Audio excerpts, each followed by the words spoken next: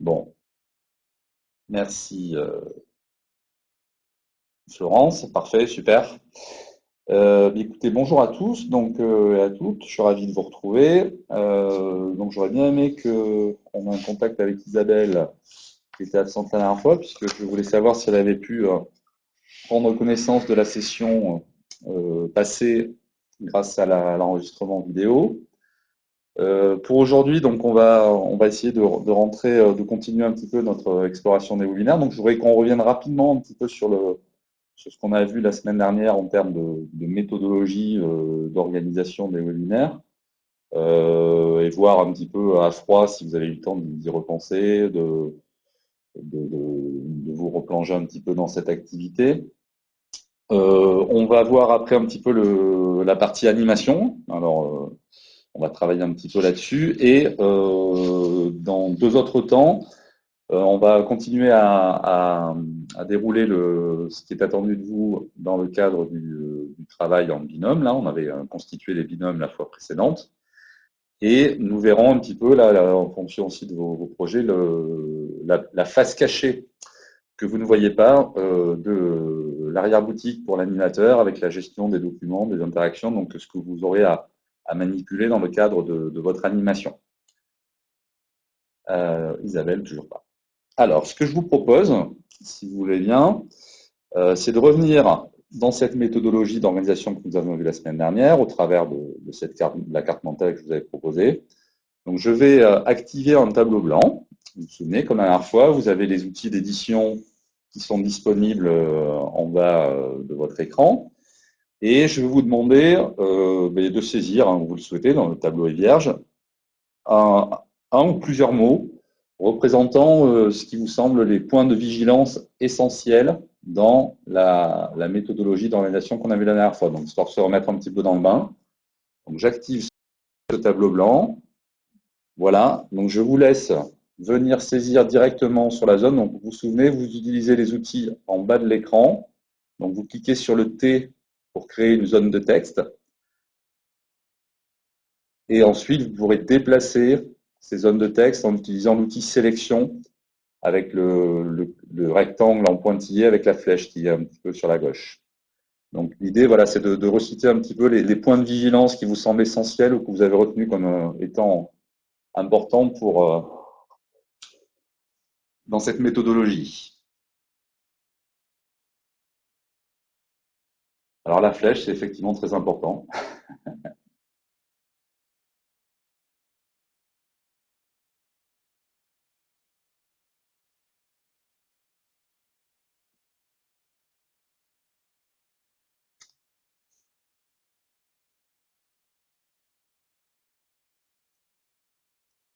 Ok, il y a pas mal de choses. Donc je vais bien sûr vous laisser la parole pour argumenter un petit peu là-dessus. Je vous laisse encore quelques secondes pour terminer ça.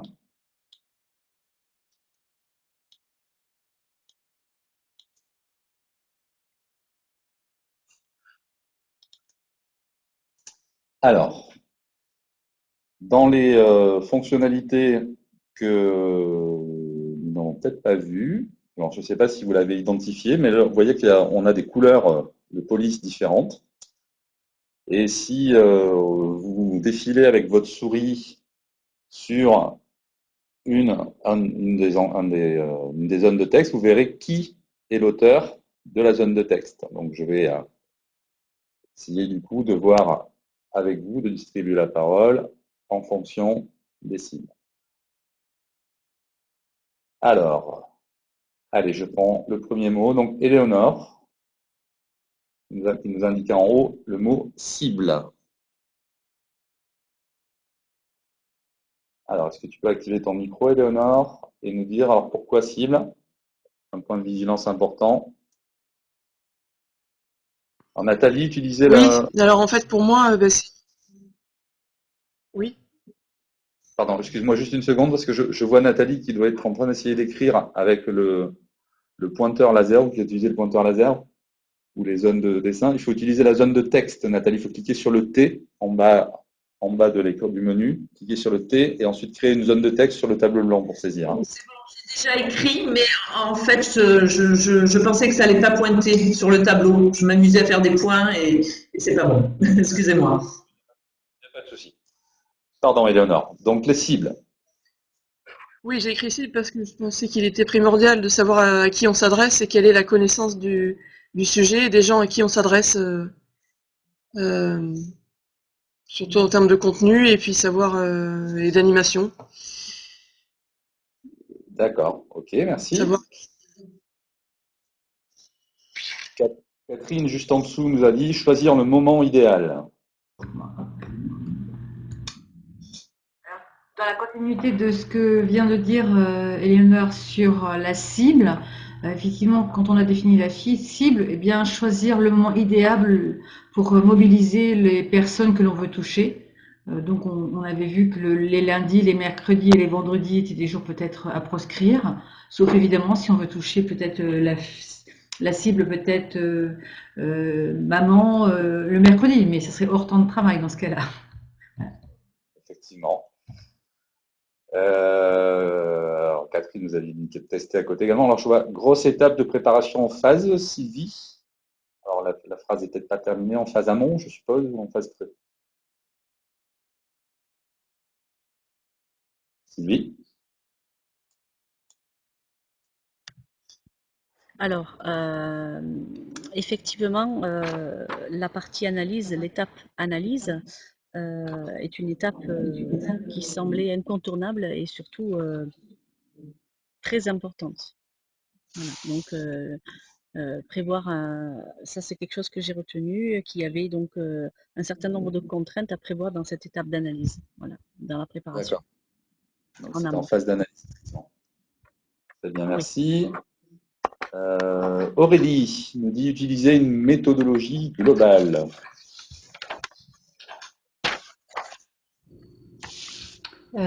Ben oui, en fait, c'est ce que je retiens de cette carte mentale, c'est que c'est une méthodologie en soi et quel que soit l'outil méthodologique qu'on utilise du début à la fin de notre construction de webinaire, il en faut une. Oui. Très bien, merci Aurélie. Alors Nathalie évoque la qualité de la connexion. Alors, j'ai mis qualité de connexion parce que voilà, on s'est rendu compte lors de ces webinaires que de temps en temps ça décrochait. Alors, c'est bien quand on est participant, mais quand on est organisateur, ouais, voilà, ça va être dommage d'être coupé. Hein. Donc, il y a quand même des éléments à la base. Voilà, il va falloir penser à avoir une très bonne connexion, un très bon débit. J'ai mis également parce qu'il va y avoir voilà, des outils à utiliser voilà, en amont. D'accord. Merci Nathalie. Alors, qui je n'ai pas interrogé? Aurélie, toujours, Nathalie, ça. Florence, vous nous dites définir les moyens et besoins pour vous.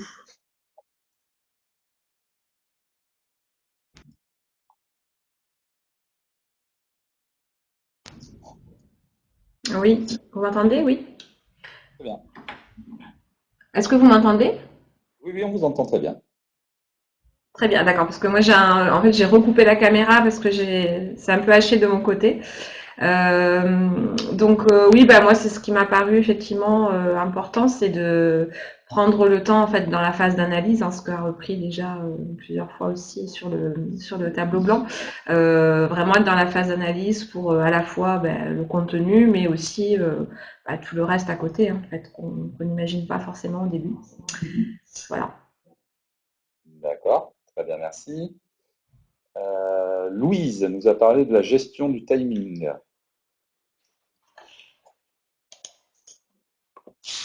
Oui, vous m'entendez, c'est bon? Oui, c'est bon. Super. En soi, je crois que tout le monde a bien repris tous les éléments. L'important, c'est surtout là où il y a les risques, c'est effectivement en amont. Moi, je voyais également en plus le côté timing, parce qu'effectivement, avec les questions, on ne peut jamais identifier le nombre de questions qu'on aura. Donc, savoir gérer son temps par rapport à ça et aussi ce dont on parlait avec le fait de gérer à la fois la prise de parole et aussi le chat où du coup ça peut être encombrant enfin ça peut être en tout cas dérangeant au niveau de la gestion du timing. Voilà. D'accord. Merci. Julie nous a parlé du temps de préparation.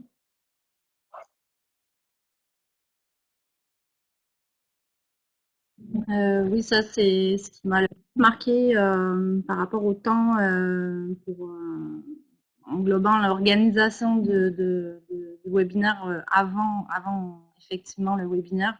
Donc les mails à envoyer, les tests de configuration et après la préparation que le formateur doit aussi prendre pour transférer des contenus un peu plus classiques avec des méthodes pédagogiques plus classiques en version webinaire, quoi. Donc, on avait parlé d'une journée de préparation pour 30 à 40 minutes d'animation. C'est ce qui m'a marqué le plus la semaine dernière. Ouais, je pense que c'est malheureusement assez réaliste, surtout sur les premières expérimentations. Donc c'est vrai qu'après, avec l'expérience et l'habitude, on peut arriver à gérer les choses mieux. Ou si on travaille aussi, je vous avais dit l'importance de travailler collectivement. Donc, en travaillant collectivement, on peut arriver à mieux gérer les choses, mais c'est vrai que ce sont des choses chronophages. Ensuite, merci Julie. Est-ce que je ne vois pas, est-ce que j'ai un mot qui a été cité par Benoît peut-être? Je ne le retrouve pas dans le panel là. Benoît, Oui, j'ai marqué bonne préparation bonne préparation. parce que oui, parce qu'en fait, globalement, je rejoins ce qui a été dit à l'instant. C'est que, en gros, une journée de travail pour à peu près une demi-heure, une heure de webinaire. Donc j'imagine la masse de travail qu'il faut produire pour faire à peu près 15-16 heures de webinaire. Et donc du coup, ça s'improvise pas. On voit bien que les étapes en amont sont très importantes, du choix de la cible, du choix des outils, des scénarios, enfin tout découle de la préparation finalement. Donc après, en effet, il y aura de l'expérience, mais en tout cas, au démarrage, comme nous, comme on est un peu novice, l'idée c'est vraiment de bien se préparer pour faire au mieux et voilà, de produire quelque chose de qualité. Effectivement, merci Benoît. Nadège nous a parlé de lister les ressources et les contraintes.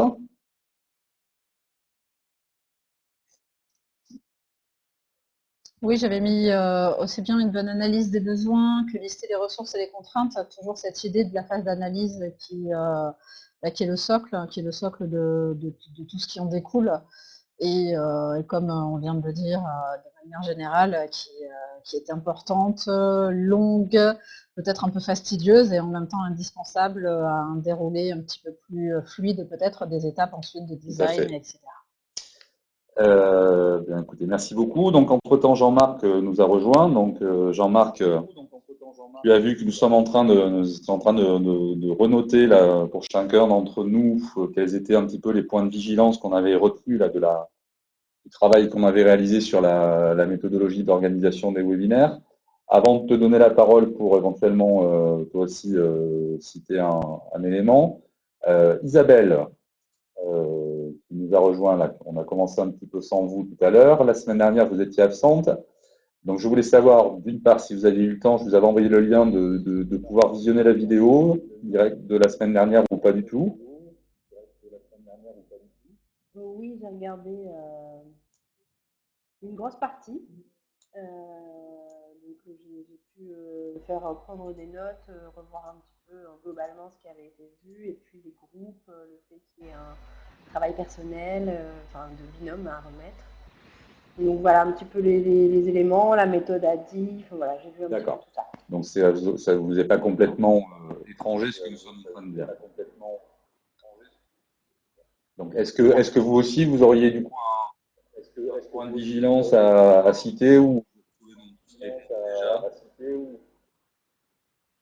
Mais le temps de préparation, je dirais aussi, puisque voilà, il y a une méthodologie qui est assez lourde en amont, donc ça me paraît quand même être important de prendre en compte et de prendre le temps de bien organiser. Et c'est un point à ne pas négliger. Effectivement. Merci. Jean-Marc? Merci. Jean-Marc? Un petit point complémentaire? Un petit point complémentaire? Allô? Allô, bonjour, vous m'entendez bien? Oui, parfait. Moi, je m'entends dans ton son, dans le retour, Jean-Louis. Alors, il y a le micro. Alors, Isabelle, peut-être. Si vous pouvez désactiver le micro. Alors, Isabelle, peut-être. Voilà, peut-être que ça ira mieux comme ça. Vas-y, Jean-Marc. Ouais, ça a l'air mieux. Ouais. Donc j'essaye. Bon, désolé, je suis en retard, j'ai problème de connexion. Ma machine patine comme c'est pas possible. Euh, si j'ai bien compris, on doit exprimer ce qu'on a retenu de la semaine dernière, de la préparation d'une séance de webinaire. Alors moi, j'ai assez tendance à dire qu'il faut bien distinguer, et on en a reparlé avec une des collègues que j'ai vues ces 2 derniers jours en formation physique présentielle. Il faut bien distinguer le webinaire avec un grand public, auquel on ne va pas forcément donner la voix et l'image, un grand nombre de personnes dans le public, qui va nécessiter effectivement de travailler à deux pour pouvoir traiter les 2 canaux, le chat et le PowerPoint sur lequel on va parler, de la classe virtuelle, qui est un exercice qu'on est en train de faire ici, où chacun va pouvoir s'exprimer en même temps ou à tour de rôle, va pouvoir écrire, partager des documents, où là, effectivement, si on veut avoir quelque chose de confortable pour l'animateur, dépasser 6-7 personnes, c'est très très compliqué, ou faire comme le fait Jean-Louis, supprimer les chats interpersonnels, imposer des temps de parole, enfin la parole aux personnes les unes après les autres, etc., etc. Ça nécessite beaucoup d'expérience pour arriver à faire quelque chose de bonne qualité. La notion de webinaire marketing, où là on va faire une présentation de quelque chose sans forcément avoir énormément d'interaction avec les auditeurs, est quelque chose de plus facile à mettre en œuvre, sous réserve d'avoir le matériel et la technologie adaptés sur son propre poste de travail. La classe virtuelle, c'est un exercice beaucoup plus périlleux qui nous demande d'acquérir des compétences particulières. Et il faut limiter le nombre de personnes les premières fois, sinon on n'y arrive pas, quoi.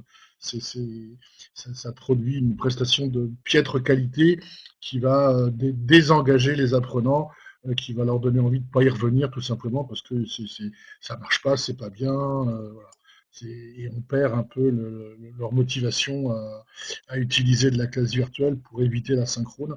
Voilà, c'est un peu ce que je peux dire à la fois de mon expérience et de ce qu'on a vu les semaines précédentes ensemble. Très bien. Merci Jean-Marc. Donc effectivement, je ne peux que partager. Donc on a déjà vu, on a déjà évoqué à plusieurs reprises ce distinguo qu'on peut faire entre les webinaires et des temps comme ceux où on participe là, de classe virtuelle.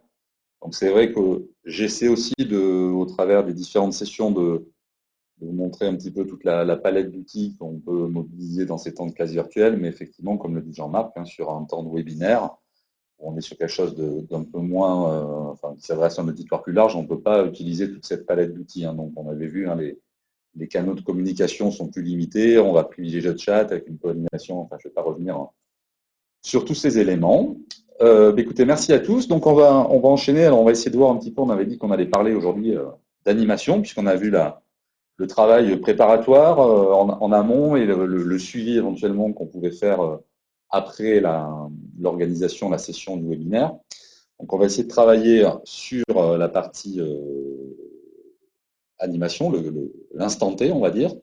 Alors, je vais retenter un partage d'écran, puisque je vous propose à nouveau une petite carte mentale, alors plus succincte que la dernière fois. Alors, j'ai eu beaucoup de difficultés à l'utiliser hier. On va voir si ça fonctionne. Ça a l'air de mieux fonctionner aujourd'hui. Bon, parfait. Donc, je bascule sur mon écran. Donc, voilà. Donc, je vous rappelle que vous avez en bas à droite de votre écran un outil de zoom. Donc, vous pouvez ajuster en fonction de la taille qui vous convient, avec le moins et le plus, zoomer pour ajuster la taille de la fenêtre qui s'affiche. Alors, la partie animation des webinaires, alors que vous dire, si ce n'est que pour commencer, que je ne vais pas vous proposer une méthode miracle, hein, parce que j'en ai pas, que finalement, ben, la bonne entrée, on va voir là aussi quelques points de vigilance dans la préparation, mais ben, les techniques d'animation sont celles aussi que vont mobiliser les formateurs lorsqu'ils sont en présentiel, alors avec des spécificités, mais il n'y a pas, je ne peux pas vous donner un guide clé en main qui va vous dire, voilà, si vous suivez exactement ce guide, ça va fonctionner à 100%.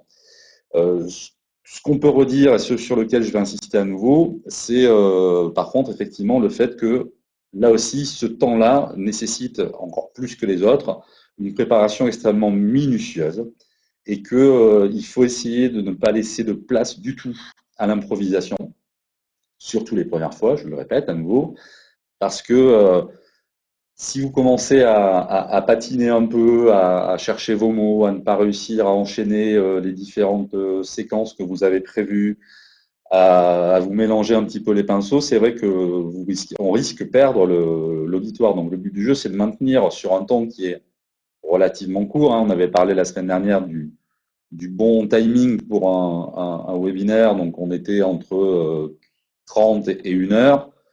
Une moyenne, là, comme nous donnait Webikeo, autour de 40 minutes, mais c'est vrai que voilà, au-delà d'1 heure, c'est pas gérable, on n'est plus dans ce type d'outil. Donc on a quand même un temps relativement court et c'est bien effectivement de bien le préparer, de bien séquencer et de savoir exactement comment on va enchaîner les choses. Et ça va nous donner notamment du rythme. Donc c'est vrai que la clé aussi, c'est d'arriver à rythmer son intervention en utilisant différents canaux. Donc on va voir ça. Et je dirais aussi pour terminer, enfin j'aurais pu l'utiliser en guise de conclusion, mais je préfère le mettre en guise de préambule, que finalement le meilleur moyen d'arriver à faire quelque chose de réussi, c'est d'arriver à rester soi-même et d'être le plus à l'aise possible. Donc c'est facile à dire. Vous ne vous enlèverez pas la pression qui vous habitera lorsque vous vous engagerez dans les premières sessions, mais de bien vous préparer et d'essayer de prendre en compte là aussi les quelques points qu'on va cibler ensemble. Ça vous permettra d'essayer d'être relativement à l'aise. Alors j'ai scindé un petit peu cette préparation de l'animation en 4 champs. Alors le premier champ que je vous propose, c'est la structuration de son webinaire. Donc on avait déjà parlé de cette nécessité de bien scénariser le webinaire en lui-même. Donc, quelles sont les différentes séquences qu'on peut trouver? Alors, c'est relativement restreint, hein. Des séquences d'introduction, donc de présentation. Donc, effectivement, là, on va avoir éventuellement un temps pour présenter sa structure et un temps pour se présenter.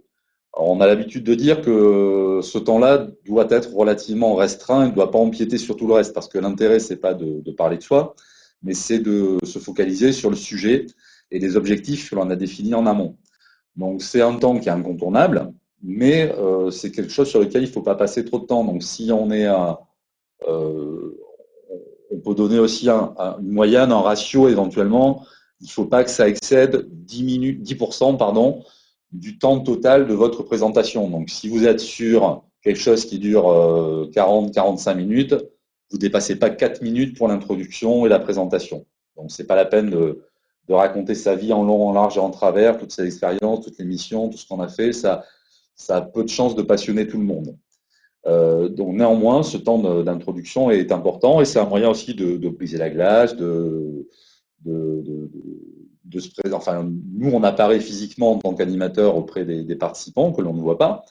Donc là aussi, hein, il y a dans les points de vigilance, c'est bien d'être à l'aise, souriant. On verra aussi que, je le cite après, on peut envisager aussi la posture que l'on va choisir. Donc, est-ce qu'on est assis? Est-ce qu'on est debout? Selon le nombre d'intervenants, si on travaille à plusieurs ou pas, ces choses-là peuvent être aussi différenciées. Et c'est vrai que se retrouver debout comme on a l'habitude d'être debout en face d'une salle en présentiel, c'est parfois aussi quelque chose qui peut, pour vous formateurs, être un petit peu repérant. Vous allez retrouver votre gestuelle habituel, vous allez pouvoir utiliser un petit peu vos mains, votre corps, le langage non verbal, etc. Donc c'est vrai que ça peut être aussi intéressant de penser en amont, dans la structuration, à comment je vais me positionner, de manière là aussi, à être le plus à l'aise possible. Si on est dans une position contraignante, ou si on n'est pas à l'aise physiquement, déjà, on a peu de chances de faire passer correctement son message. Le deuxième temps qui va être important dans le webinaire, bien entendu, ça va être le temps consacré au cœur du webinaire, c'est-à-dire à l'exposé, ce que j'appelle l'exposé, entre guillemets. Donc là aussi, important de timer ce moment-là. Alors là, dans la carte mentale, je vous mets le cap des 20 minutes, parce que voilà, c'est vrai que dans pas mal d'articles, dans une certaine littérature, on va retrouver ce ratio. Là aussi, on nous dit qu'au-delà de 20 minutes, ça devient trop long, trop barbant, trop ennuyeux. Donc, c'est une variable là aussi à ajuster. Ce qu'il faut pour qu'on ait quelque chose d'efficace aussi quand même, c'est qu'à la fois l'exposé soit suffisamment complet. Donc 20 minutes, ça peut être court, mais bon, c'est aussi un exercice où on apprend à synthétiser et à aller plus vers l'essentiel. Ce qui est important quand même, c'est de se laisser du temps pour les deux dernières séquences, qui sont le temps de questions-réponses et le temps de la conclusion.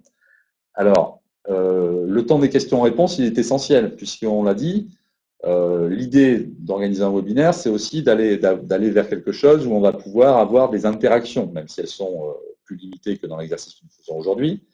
Mais en tout cas, avec le chat, on va avoir des temps des questions et des réponses à apporter.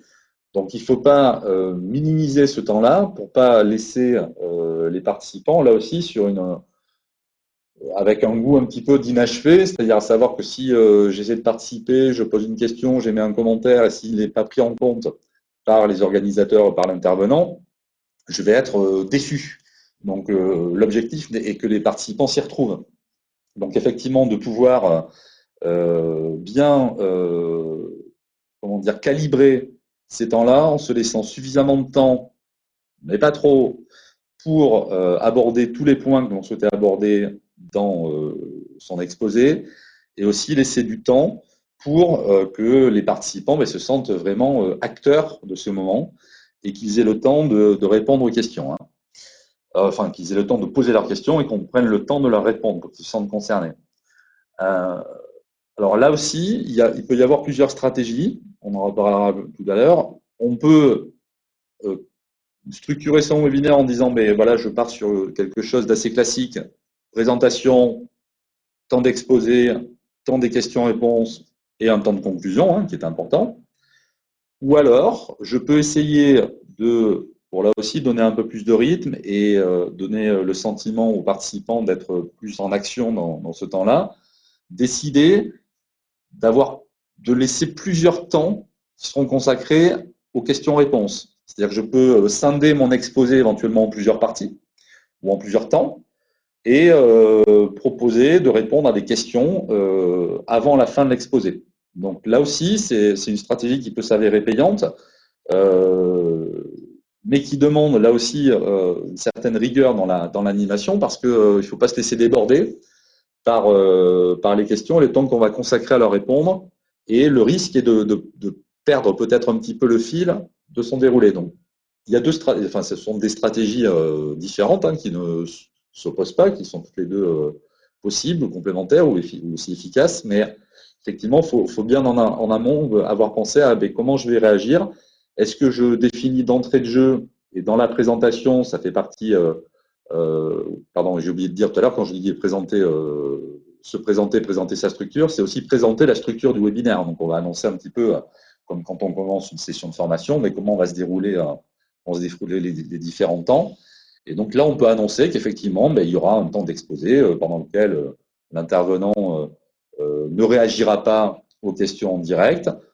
Ou alors, on peut décider de dire, écoutez, voilà, on prendra les questions au fil de l'eau et le co-animateur fera remonter, pourra interrompre, entre guillemets, l'expert qui déroule son fil et lui faire remonter des questions des participants. Et enfin, donc, je répète, le temps de la conclusion, qui est important, de remercier les gens. On avait évoqué la semaine dernière la possibilité d'intégrer un petit questionnaire de satisfaction, d'intégrer un lien vers la possibilité de télécharger les supports utilisés ou d'avoir accès aux éléments visuels qu'on a pu produire. Donc, tous ces éléments dans la structuration, c'est le travail que vous avez à faire en amont et à bien cadencer et essayer d'avoir bien minuté tout ça et de tenir ce rythme. Ça va pour tout le monde? Alors, j'essaie de suivre sur un deuxième écran, hein, voir, donc je ne vois pas de questions dans le chat. Est-ce que tout le monde quelqu'un a quelque chose à ajouter? Alors, vous pouvez lever les pouces ou les baisser ou lever la main, je vois sur le deuxième écran. Savoir si vous avez des éléments complémentaires ou des précisions à apporter. Non. Jean-Marc, Louise, Benoît, Aurélie. Nadège, c'est bon. Isabelle. Ça va pour tout le monde? Bien. Alors, je continue le déroulé. Si, pardon. Florence, on vous écoute. Non, la main s'est rebaissée. Vous vouliez dire quelque chose, Florence? Non, c'était une erreur. Excusez-moi. Non, j'écoute, pas de souci.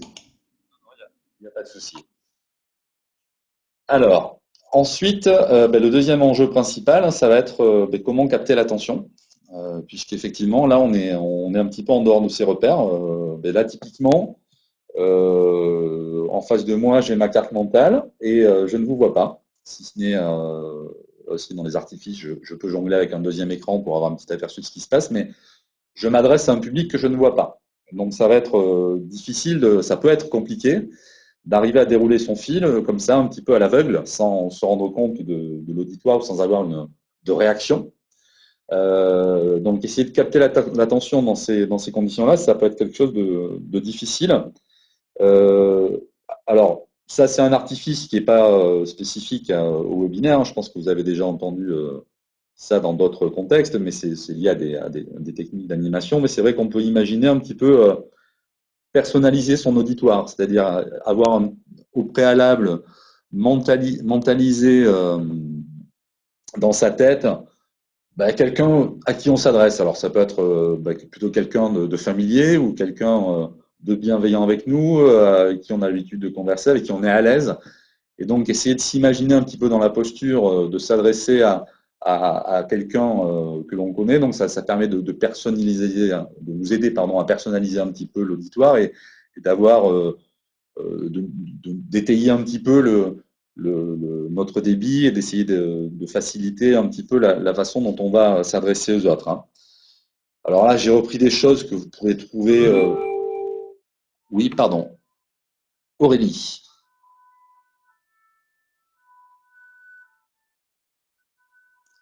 Aurélie a levé la main. Est-ce que c'est une fausse manip aussi? Ou une question?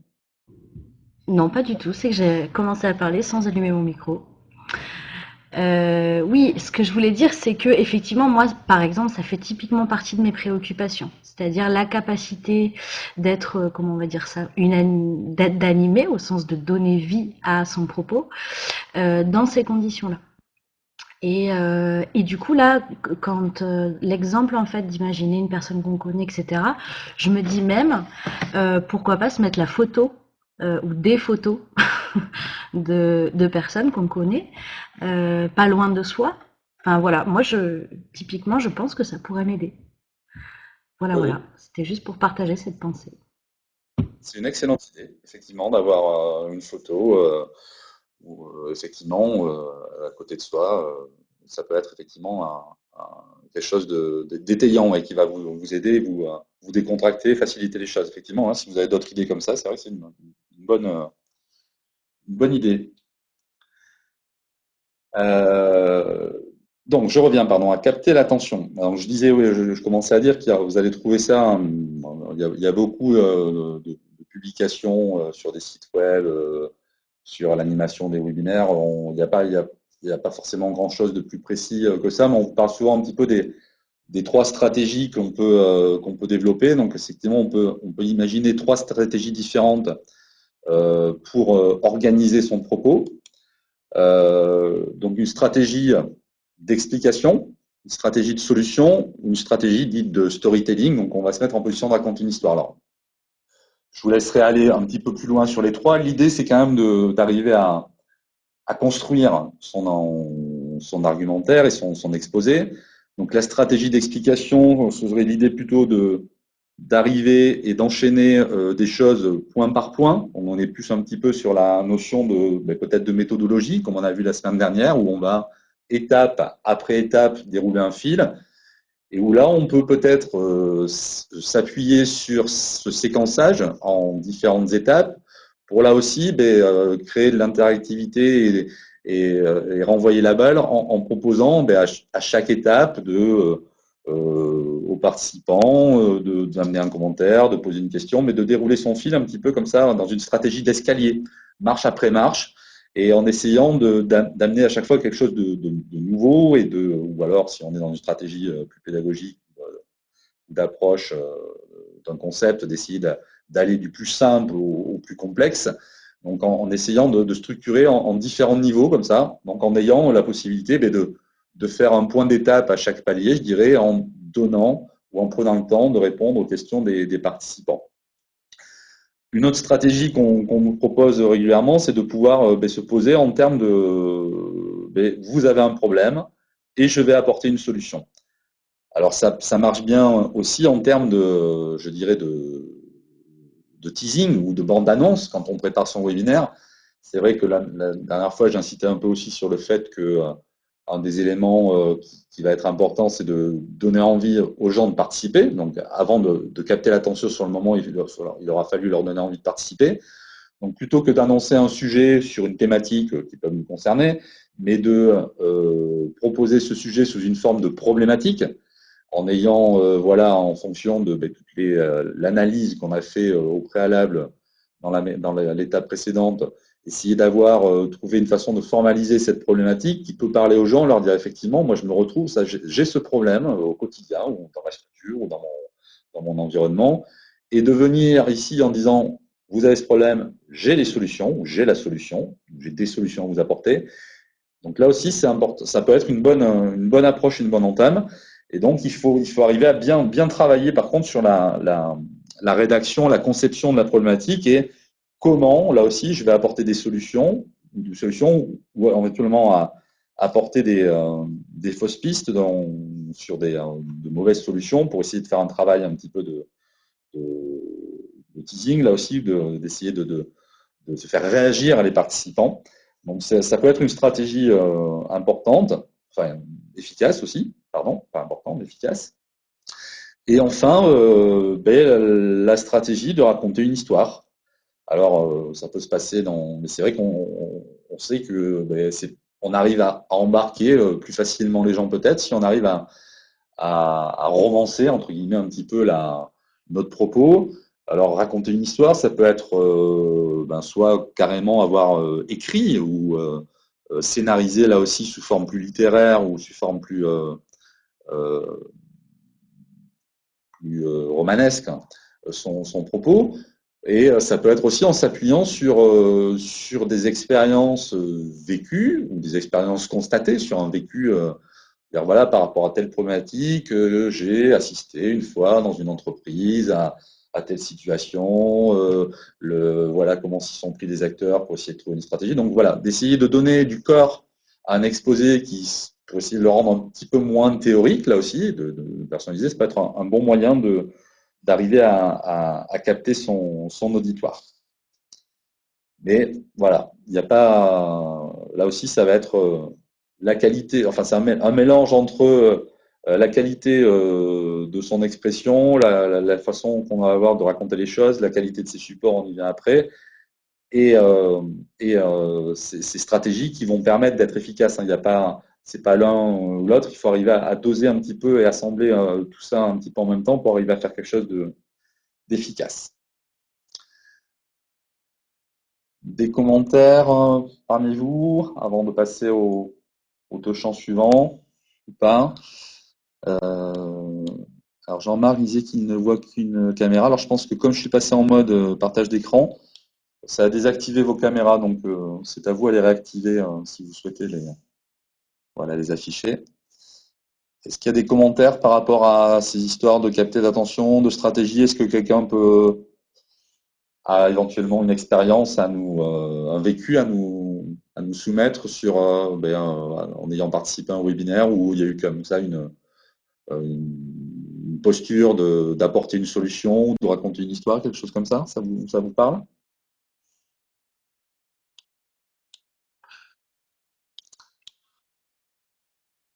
Non, pas de réaction, pas de prise de parole.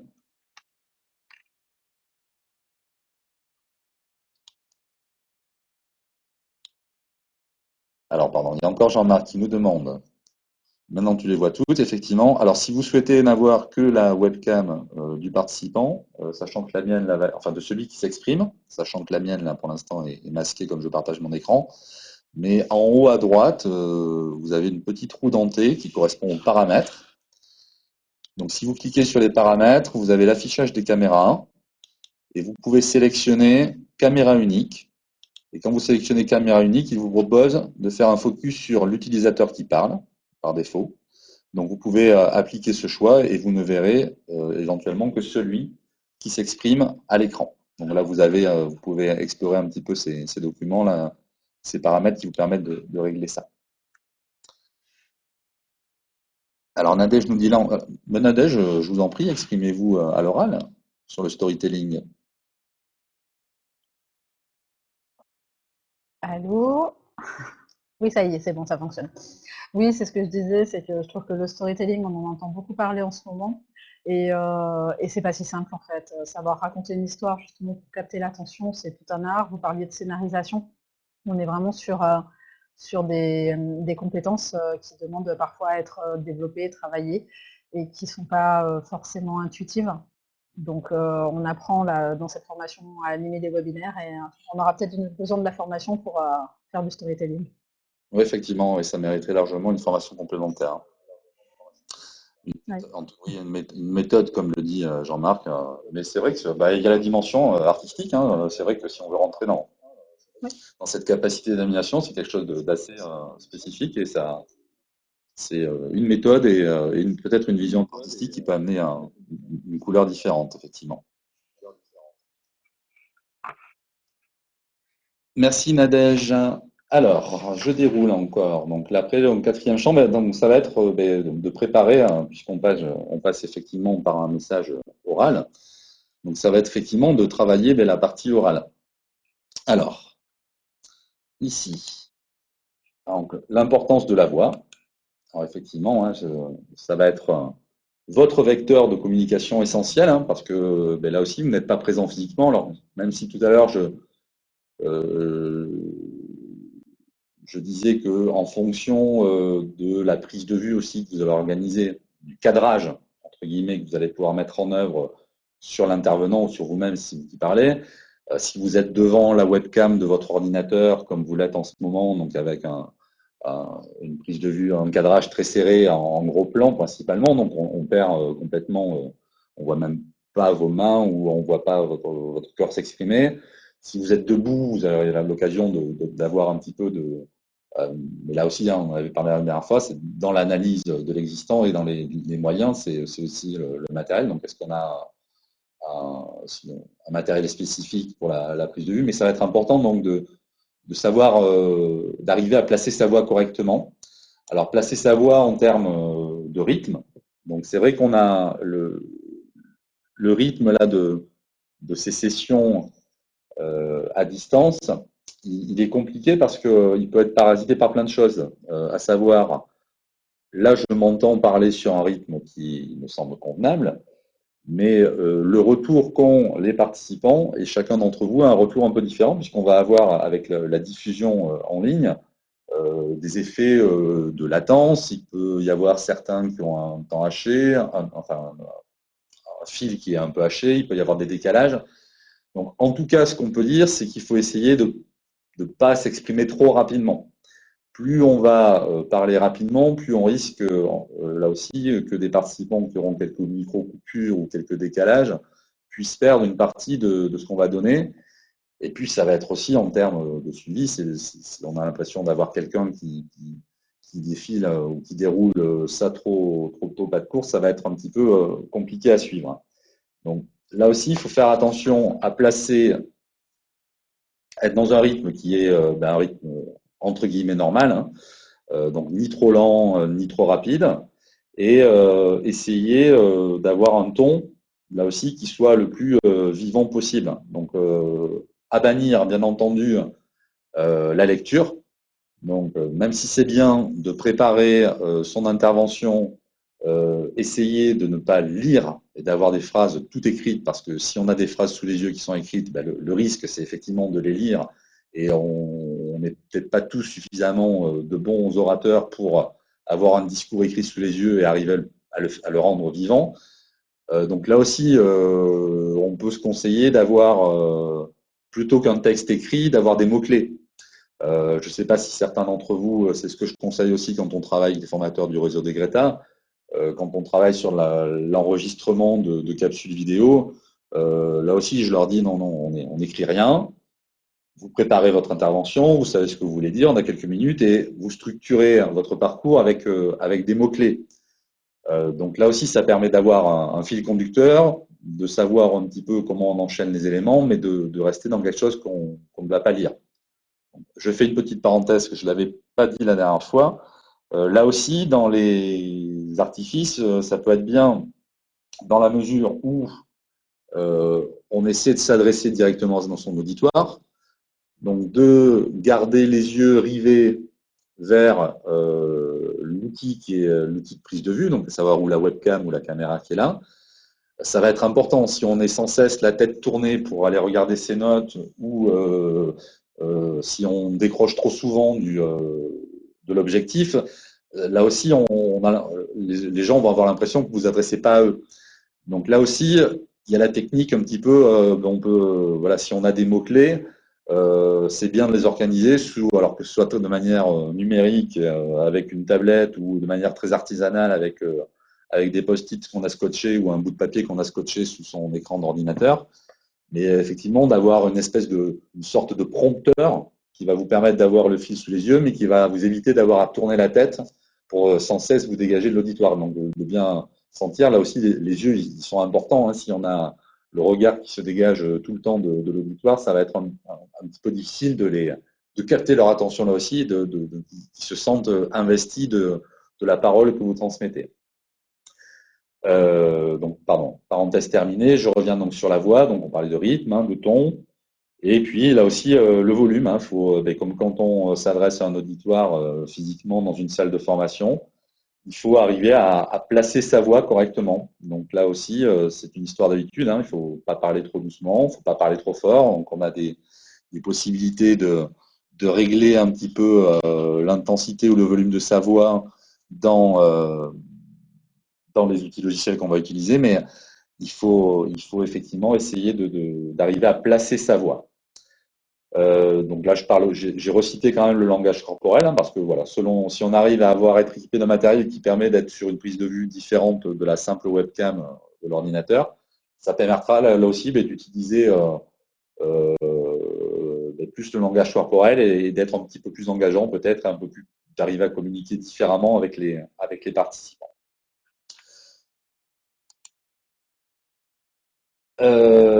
En termes de stratégie par rapport au message oral, et alors là c'est à cheval entre l'articulation dans l'animation de son travail oral et la structuration du webinaire. Hein. Alors essayez de travailler les relances et les connecteurs entre les différentes séquences qu'on a envisagées dans son exposé. Donc tout à l'heure je parlais de stratégie d'escalier ou d'explication point après point, enfin quel que soit le choix qu'on ait fait. Essayer d'organiser des relances qu'on a prévues un petit peu à l'avance ou des connexions entre les parties, comme on fait quand on travaille sur les méthodologies sur des travaux écrits, hein, les enchaînements entre les parties, les introductions de chaque partie, la conclusion de chaque micro-partie. Donc c'est ce que j'appelle un petit peu ces relances, ces connecteurs. Alors ça peut être aussi des artifices, là, puisque l'idée c'est de garder l'attention, hein, ça peut être des petits clins d'œil, ça peut être d'avoir préparé un petit peu quelque chose qui vient casser le rythme ou casser le message, par une pointe d'humour, par une question surprenante, par essayer d'interpeller l'auditeur. Donc, tous ces petits artifices qui vont permettre aussi à chaque fois de s'assurer, de maintenir un petit peu les participants sous le rythme que l'on a choisi, et à chaque fois de les amener et de les maintenir dans un état de tiens, qu'est-ce qu'il va nous annoncer derrière. Donc ça va être important. essayer de gommer les défauts. Alors, on a tous des tics de langage. Voilà, ce que je viens de faire, hein, ce qui est très vilain. Je n'arrive pas forcément tous à les gommer. Voilà, de bégayer comme ça, des tournures de phrases qu'on va employer plus fréquemment. Donc, si on peut arriver à faire un travail sur soi, sur ses défauts et avoir un discours qui va être plus fluide, c'est vrai que ça peut être intéressant aussi. Je parlais d'éthique, enfin, quand je parle du vocabulaire, j'imagine aussi, enfin, j'englobe et l'éthique de langage et le choix du vocabulaire ou du registre de vocabulaire qu'on va utiliser. Alors, il faut faire attention à plein de choses, hein. Ça peut être notamment tout ce qui va être les choses un petit peu trop le jargon. Alors, en fonction, là aussi, des cibles et du public que l'on a défini, est-ce que les mots que j'emploie sont connus par tout le monde? Si c'est un vocabulaire très spécifique, venir l'expliciter, avoir mis peut-être à disposition en amont ou pendant la séance un glossaire, je ne sais pas. Se méfier on a tous dans nos métiers beaucoup de sigles, d'acronymes qu'on emploie à tour de bras et qui sont évidents pour nous, mais qui ne le sont pas pour tous les participants peut-être. Donc là aussi, essayer de ne pas utiliser d'abréviations, de sigles, mais de donner les mots en entier, etc. Bon. Toute cette partie, elle est compliquée et à mon sens, il y a comment dire, une technique en tout cas qui permet de préparer ça, c'est de s'enregistrer au préalable. Donc on avait parlé la dernière fois, ce qui va être important, c'est de répéter, hein, je le répète, là aussi, vous avez structuré votre webinaire, vous avez défini une stratégie pour votre exposé. Quand vous êtes dans cette phase de travailler un petit peu la façon dont vous allez dérouler le fil, donc de faire un enregistrement devant votre webcam avec les outils que vous avez préparés, les supports, pour vérifier que, vous êtes dans le bon timing, hein, que vous arrivez à tenir, que le temps que vous avez consacré à chaque partie est cohérent. Et puis ça va vous permettre du coup de vous enregistrer comme ça, d'avoir un retour, hein, de voir si effectivement quand on déroule notre fil comme ça en direct, on ne fait pas forcément attention aux notiques de langage, mais en vous regardant sur une session sans participants, ça vous permettra de voir un petit peu ces défauts qui peuvent apparaître, essayer d'y faire attention un petit peu plus que lorsque vous serez en présentiel, sur l'instant T de l'animation du webinaire. Donc le vocabulaire qui peut être problématique. Il y a aussi des petites choses auxquelles il faut penser, mais ça peut être des bruits parasites. Donc, vous avez dit le choix du lieu la dernière fois, faire attention qu'il n'y ait pas une ventilation, qu'il n'y ait pas qu'on soit pas trop près, que la fenêtre soit pas trop près de la rue et qu'on entende passer beaucoup de voitures ou des choses désagréables, qu'on soit dans un lieu un peu confiné. Ça peut être aussi des objets qu'on a sur soi.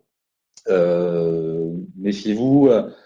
Des bijoux notamment, si on a des bracelets ou des montres, quand on va poser les bras sur la table, ça va claquer, ça va faire du bruit, c'est des choses qui peuvent être un petit peu gênantes. Donc de faire une session d'enregistrement à blanc de votre exposé, ça vous permettra de pouvoir regarder cette vidéo, d'avoir un retour un petit peu sur tous ces éléments et d'essayer d'appréhender un petit peu tous ces points de vigilance.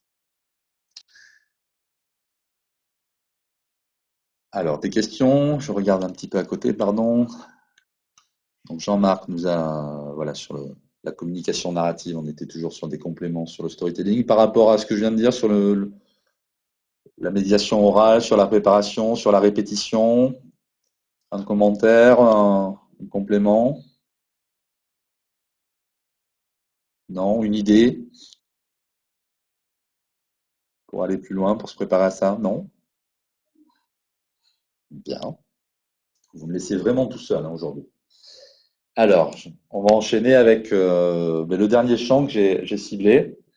Provoquer les interactions. Donc, même si on l'a dit, on l'a répété avec Jean-Marc notamment tout à l'heure, en fonction de la situation, là on est bien centré sur les webinaires, donc les interactions sont plus limitées, mais donc provoquer les interactions à travers les fonctionnalités du logiciel. Donc ça va être là aussi un petit peu travailler entre les diverses possibilités. Donc vous avez vu la dernière fois qu'on a aussi différents outils, le tableau blanc, comme on l'a vu tout à l'heure, le partage d'écran, la diffusion de fichiers. Donc, essayer là aussi par rapport au rythme et à l'alternance de ce qu'on va proposer, d'essayer d'explorer différents outils du logiciel en termes de présentation, ça va être important. Le travail sur les ponctuations, les relances, là aussi on peut aller interpeller, savoir si tout le monde suit, s'il y a des questions, s'il y a des commentaires, répondre à certaines questions entre deux. Donc tous ces éléments vont là aussi être des facteurs importants du travail d'animation en lui-même. Et je me rends compte que j'ai raté un point qui était important quand même, qui est de ce registre, je n'ai pas noté les supports. Alors, là aussi, vous allez préparer des supports de présentation. Donc, je vais pas. Là aussi, je vous renvoie dans tout ce qui, toute la littérature ou toutes les formations, et puis vous êtes tous déjà des personnes en situation d'animer les formations. Donc, vous savez très bien que la qualité des supports qu'on va proposer, elle est importante. Donc, je ne vais pas reprendre la méthodologie pour préparer des diapositives qui vont servir en animation, sur le fait qu'on va mettre peu de texte, etc., etc. Donc, je laisse chacun là aussi proposer ça. Il y a quand même deux techniques, c'est-à-dire que là, on peut reprendre, c'est-à-dire qu'il y a la technique d'avoir un support qui est diffusé en même temps, comme j'avais le tableau blanc tout à l'heure, en direct au milieu de l'écran, et où je garde un contact visuel. En tout cas, les stagiaires, les participants gardent un contact visuel avec moi parce qu'il y a la webcam, où il y a la possibilité d'avoir un partage d'écran qui nous permet. Donc la différence, c'est que si je pars sur des supports que j'ai intégrés en amont à ma classe virtuelle, ce qui est le cas facilement d'un document de texte, d'une image, d'un PDF ou d'un document PowerPoint, je vais pouvoir le dérouler directement dans l'interface et garder mon visage présent et affiché à l'écran. Si je vais vers d'autres outils de présentation un petit peu plus modernes ou un petit peu plus graphiques, type des Prezi, comme certains ont peut-être l'occasion d'utiliser déjà, comme des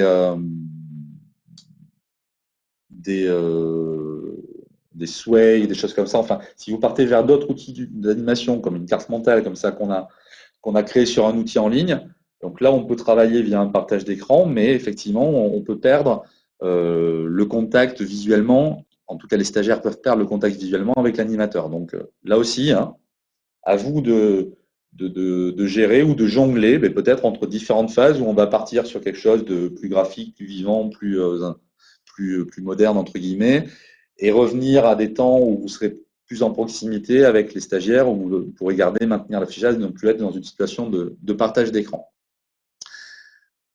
Voilà le tour d'horizon que je vous proposais. Donc, je vais donc arrêter mon partage d'écran pour pouvoir revenir parmi vous. Et je vais en profiter du coup pour afficher quand même.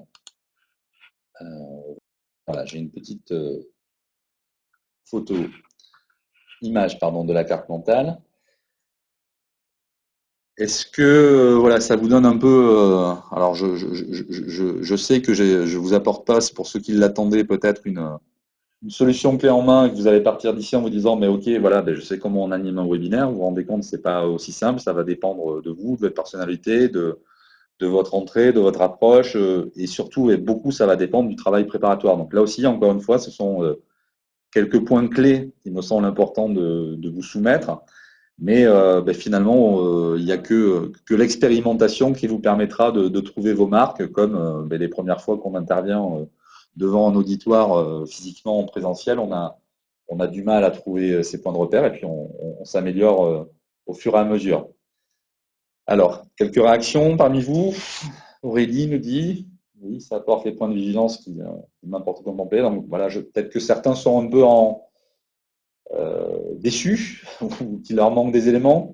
N'hésitez pas à exprimer-le, mais je ne suis pas sûr qu'il y ait une méthode, ou alors si certains ont des éléments à nous apporter sur des... Je ne suis pas sûr qu'il y ait une technique ou une méthodologie très spécifique au webinaire en lui-même. Il y a des points à voir et on peut piocher dans différentes techniques. Oui, Aurélie. Oui, merci. Effectivement, moi, j'étais particulièrement en attente de ce moment. J'en avais parlé déjà la dernière fois. Et donc oui, ça vient vraiment porter mon attention précisément sur les endroits où je me posais des questions ou bien où je n'avais pas encore formulé de questions, mais que je savais que j'avais besoin d'éléments. Donc moi, ça répond à mon attente.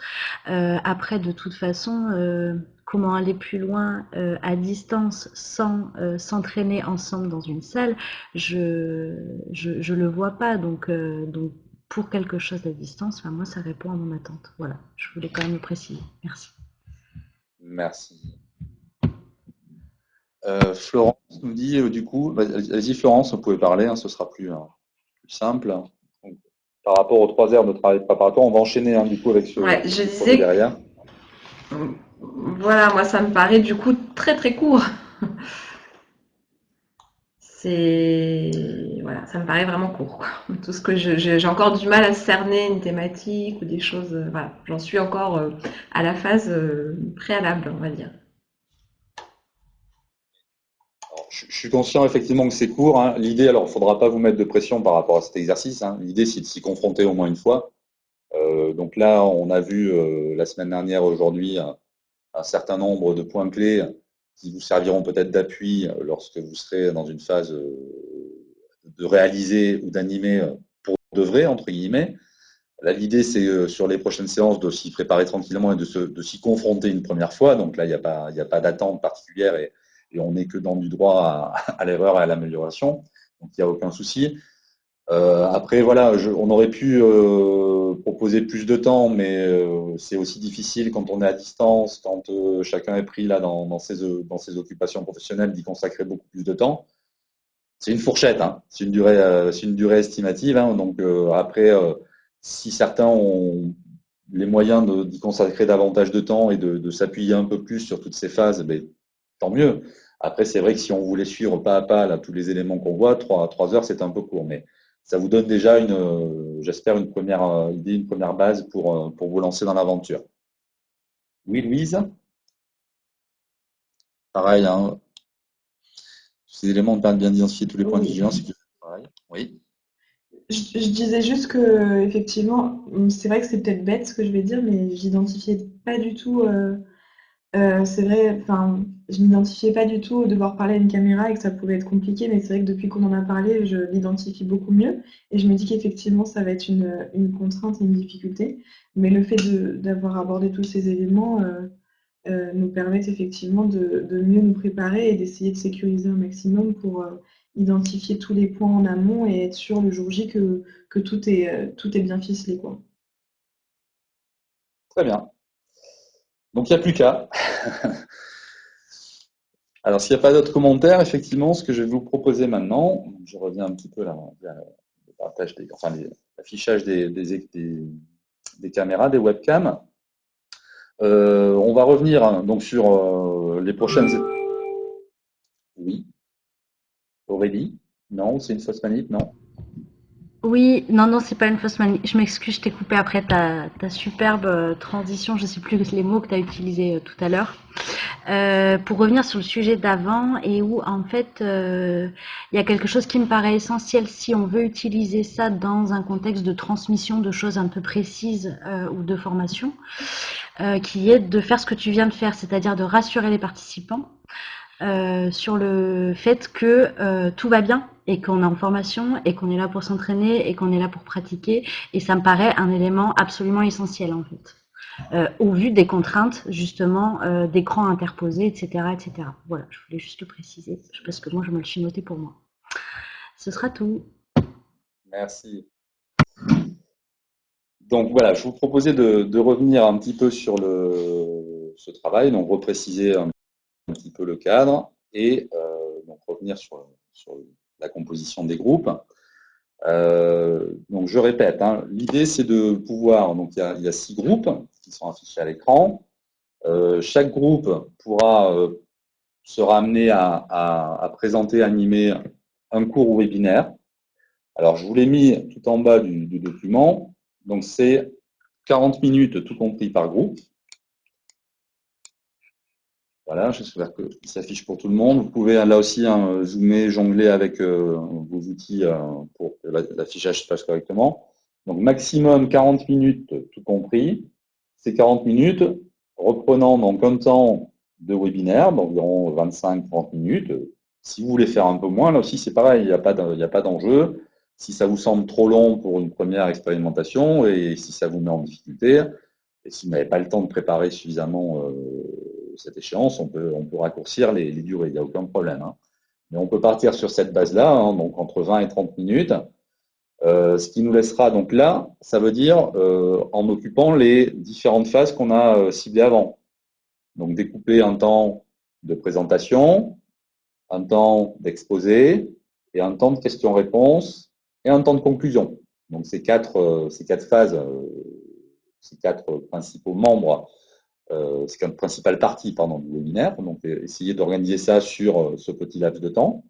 En même temps, vous voyez qu'on n'est pas très très loin de la réalité, puisque je vous indiquais, il y a beaucoup de webinaires qui durent une trentaine de minutes, d'autres 40, 5-45. Donc si vous rentrez déjà dans cette démarche en allant autour des 25-30 minutes, vous ne serez pas loin de la pratique réelle.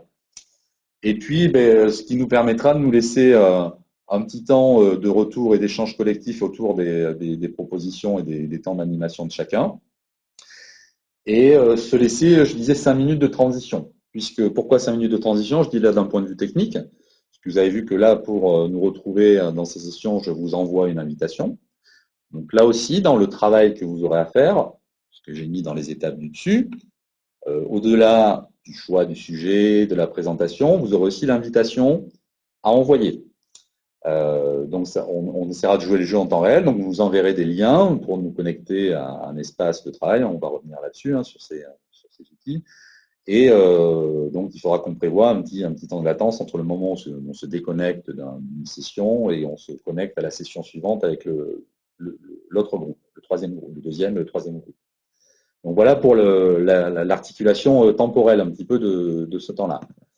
Donc dans la préparation, donc, il faudra effectivement vous mettre d'accord sur un sujet à aborder, la structuration du webinaire. Quand vous nous enverrez l'invitation, je vous avais dit la dernière fois, c'est essayer de réfléchir à une accroche, à quelque chose qui donne envie, de rentrer dans cette démarche un petit peu d'essayer d'accrocher le public et de donner aux gens l'envie de s'inscrire. Donc là aussi, vous choisirez la stratégie qui vous convient le mieux. Alors pour certains, c'est par rapport au message écrit, ça va être privilégier des accroches un peu plus littéraires ou je ne sais pas, ou plus humoristiques, des choses comme ça, d'autres par le graphisme, un petit peu chacun en fonction de vos centres d'intérêt et de vos compétences. De travailler sur les supports qui vous serviront à animer et puis de vous répartir les rôles et les missions de chacun dans ce webinaire. Ce qui serait intéressant, à mon sens, ce serait que vous puissiez croiser les expérimentations, c'est-à-dire vous retrouver sur le temps qui vous consacrez, être en situation, vous, d'animation, à un moment d'animation, c'est-à-dire vous déroulez un fil, un exposé en tant qu'expert via un support d'animation et votre collègue est sur la partie, lui, plutôt remédiation,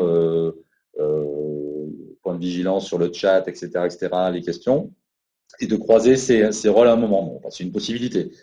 Après, si vous souhaitez qu'il y en ait un qui soit animateur et un qui soit l'expert, entre guillemets, c'est vous qui le définissez, il n'y a pas de souci.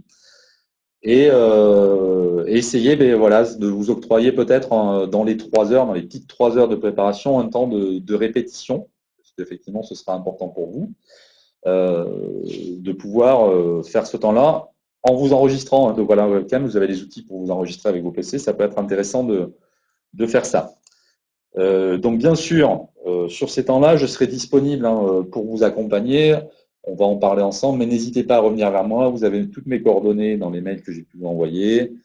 Téléphonique, privilégiez le numéro de téléphone portable. Je ne suis pas toujours au bureau présent. Vous avez mon mail. Donc, on peut prévoir des temps de rendez-vous avec les différents groupes. Vous pouvez essayer de m'appeler au fil de l'eau. Je réponds aux différentes questions. Il y a plusieurs stratégies possibles, mais n'hésitez pas à m'interpeller pour vous accompagner sur quel que soit le sujet sur lequel vous planchez ou la difficulté que vous rencontrez. Et ce que je vais essayer de vous proposer, c'est, je vous l'avais dit la dernière fois, donc tout le monde est au clair avec la composition du groupe. Je vais essayer en direct d'utiliser une fonctionnalité que je n'ai jamais utilisée en direct, qui est la gestion de sous-groupes, d'ateliers. Donc j'ai préparé Oui, on va le voir ensemble après, Sylvie. Là, pour la fin d'aujourd'hui, là, je vais vous laisser une dizaine de minutes en sous-groupe. Donc, on va séparer ce temps de classe virtuelle en petit espace de binôme où vous pourrez discuter un petit peu ensemble. Je ne sais pas si vous avez eu l'occasion de le faire sur comment vous allez communiquer ensemble, voir le choix du sujet. Et ce qui m'intéresse à l'issue de ces 10 minutes, c'est de me dire, un, si vous avez déjà une idée de la thématique, et deux, surtout, ce qui va m'importer, c'est est-ce que vous souhaitez utiliser l'outil que nous utilisons ensemble, Classilio VIA, à l'heure actuelle, auquel cas, je vais vous montrer la partie, l'arrière-boutique, c'est-à-dire comment on intègre des documents, comment on gère tout ça, et je pourrais vous accompagner là-dessus et créer des sessions, des temps d'accès pour vous en préparation, ou, puisque certains parmi vous ont évoqué d'autres outils, comme Zoom, contre Tamashare, ça y est, j'ai réussi à me l'entrer en tête, Tamashare, je crois que c'est ça. Ou en tout cas, voilà, si vous souhaitez utiliser un autre outil, de me l'indiquer également. D'accord? Alors, je vais essayer de lancer les ateliers, donc Aurélie, Sylvie, et je vais voir si ça fonctionne. Attention, si ça bug, je reviens parmi vous après. On va voir. Allez, on se lance.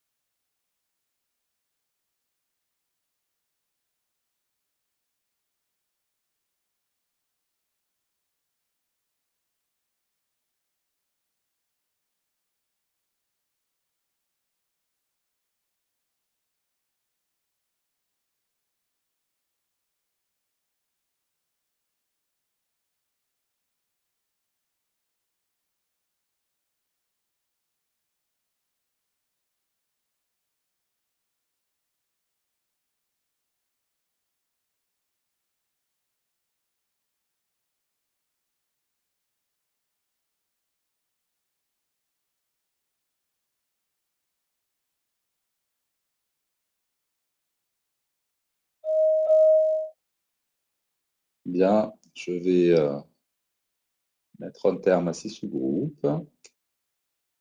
Désolé de vous interrompre. Et on va faire un petit point groupe par groupe, si vous voulez bien. Alors, attention, je ferme les ateliers.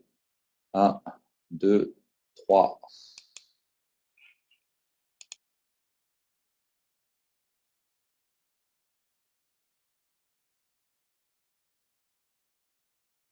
Voilà, donc il faut...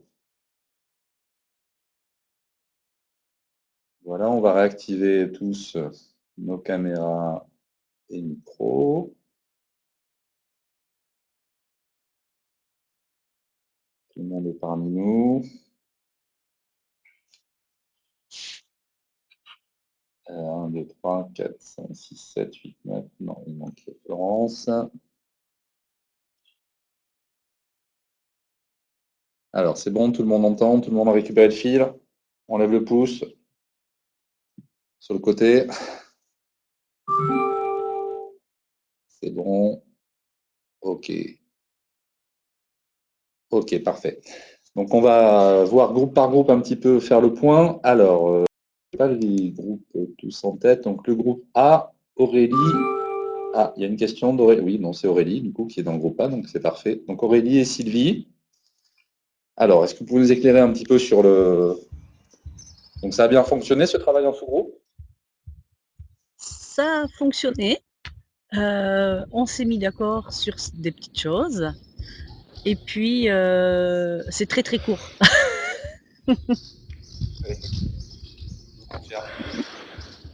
Alors l'avantage qu'on avait, c'est qu'on avait pris soin de s'appeler après la dernière séance, la séance d'avant. Et donc on a déjà un rencard téléphonique demain et un rencard pour une matinée de boulot qu'on avait calé. Donc je pense que d'autres ont dû faire ce taf-là pendant que... ou pas d'ailleurs. Et donc oui, on a commencé à discuter de quel sujet, pourquoi... et de la entre guillemets la méthodo, c'est-à-dire se dire qu'on voulait faire quelque chose de précis et de court comme sujet et pas prendre quelque chose de très global, de manière à pouvoir prendre soin justement de cet exercice pratique et de tout ce à quoi on doit faire attention. On s'est dit ce genre de choses. Ok. Alors, moi, Voilà, ce qui ça sera m'intéresse, je vraiment vous disais pour tous les groupes, priorité à c'est de savoir si l'exercice, vous êtes, donc là, tu viens de nous le dire, vous êtes mis avec toute d'accord la sur la technique que façon ça dont vous allez implique. communiquer ensemble, hein, vous avez déjà échangé. Est-ce que le thème, on peut avoir une idée juste, ou c'est top secret? C'est pour voir, histoire de peut-être de répartir aussi, que chacun ait des éléments pour éviter qu'on ait des redondances peut-être, ou des choses comme ça? Ou pas, hein, ça peut être aussi intéressant d'avoir plusieurs approches d'un sujet différent, mais... Le grand challenge, ça va être de rendre sexy le reporting commercial en étant super, super light. Ok, le reporting commercial, très bien. Ce qui n'est pas forcément évident en très peu de temps. Et dernière chose, est-ce que vous souhaitez utiliser... Sylvie va a priori le mettre en application. C'est pour ça qu'on a choisi ce sujet-là. C'est que moi, j'avais pas d'enjeu de production particulier, alors que c'est le cas de Sylvie. D'accord, parfait. Et est-ce que vous souhaitez utiliser l'outil Classilio, là, sur lequel nous travaillons, ou vous avez une autre entrée logicielle avec quelque chose que vous avez l'habitude d'utiliser? Moi, j'ai pas d'outil. On s'est posé cette question-là aussi. Alors, moi, j'ai pas d'outil... moi, j'ai déjà utilisé Zoom, que je trouve très bien parce qu'il permet le partage d'écran et la prise de contrôle. Si je devais en utiliser un dans les jours à venir, ce qui est le cas, ce serait celui-là. Mais en fait, j'aimerais connaître un peu les contraintes, et notamment financières, de l'utilisation de l'outil qu'on est en train d'utiliser ensemble. Alors, dans le cadre de la formation, il n'y en a aucune. Hein. Ce sera, je peux vous ouvrir des accès gratuitement. Alors, c'est un peu compliqué parce que nous, on est équipé pour tous les acteurs de l'éducation nationale. Donc, il y a un tarif très préférentiel. Auparavant, moi, j'avais déjà contractualisé avec l'entreprise pour avoir un outil. Alors, la fonctionnalité webinaire n'était pas inclue à l'époque, hein, mais pour la fonctionnalité classe virtuelle comme ce qu'on fait actuellement, on peut avoir un espace de classe virtuelle comme celui-ci pour environ 50 € TTC par mois. Donc, un espace de classe virtuelle qu'on peut utiliser tous les jours, autant de fois que l'on souhaite, mais une fois quand quelqu'un est en train d'animer une session, il peut pas y avoir plusieurs sessions d'animer. Mais après, l'option webinaire doit être un petit peu plus chère. On fera un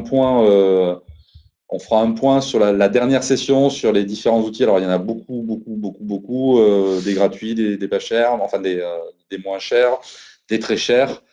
Après, voilà, il y a différentes stratégies à avoir. Mais là, en l'occurrence, si vous souhaitez utiliser Classilio, ça ne vous coûte rien. Je vous créerai des accès.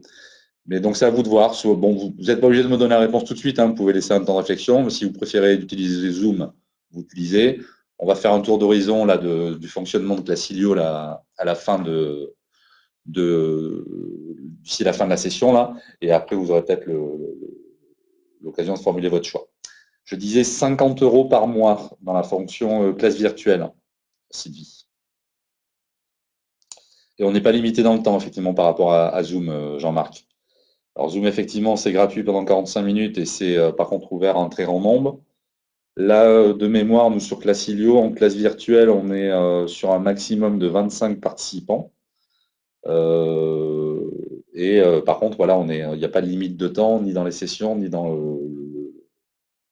le nombre de sessions que l'on organise. Le groupe B, pour mémoire, que je réouvre mon tableau, Florence et Benoît.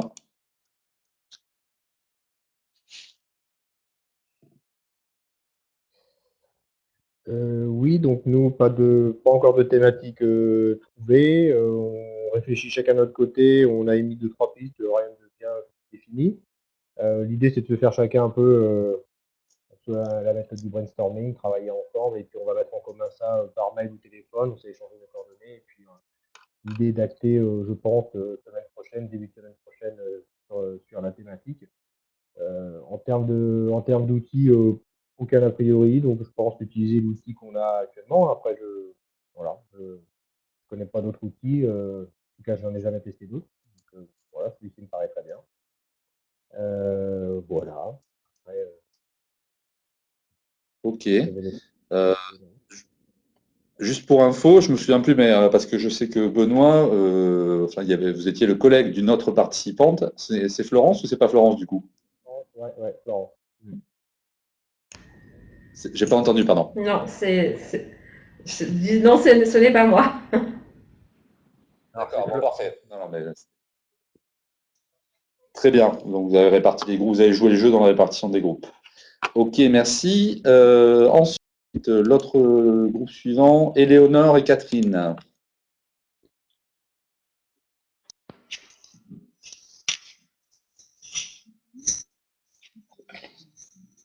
Oui. On vous écoute. Donc maintenant, on a déjà décidé du sujet. C'est en fait expliquer au grand public, savoir comment mobiliser son CPF, qu'est-ce que c'est, pour qui, et puis comment ça fonctionne, comment on peut l'utiliser. Donc quelque chose d'assez pratique en fait, qui pourrait peut-être toucher un petit peu tout le monde ici. Voilà. Donc on avait commencé un petit peu à échanger par mail. Il faudrait qu'on se...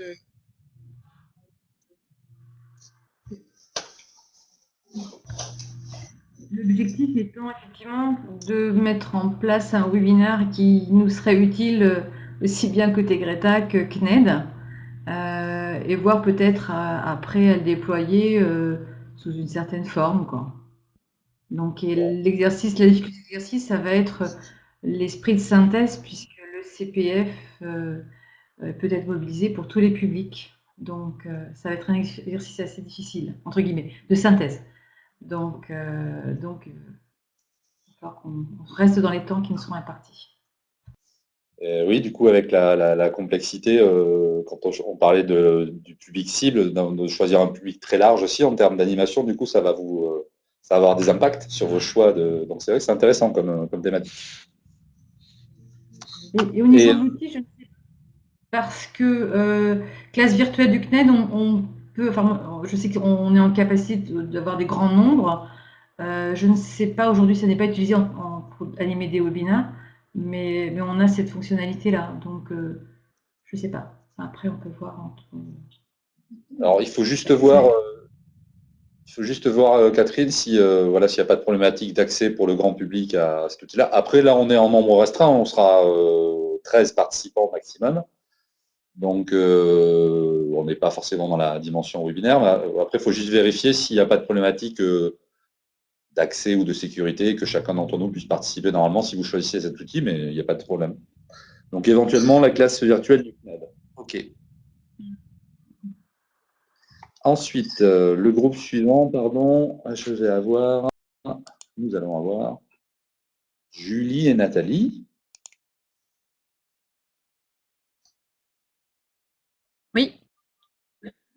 Oui, on vous écoute. Non. Alors pareil, hein, vous êtes mis d'accord sur la façon de communiquer, la thématique et éventuellement l'outil. Nathalie, tu as allumé ton micro aussi? Oui, le micro allumé. C'est bon. Donc, on a eu un peu de mal à trouver notre thème parce qu'on n'a pas trop échangé avant aujourd'hui. On se demandait si on partait sur quelque chose, une formation ou plutôt un webinaire marketing. Et tout compte fait, au fur et à mesure qu'on parle de sujet, on repart un petit peu vers le marketing, des fois on repart vers la formation.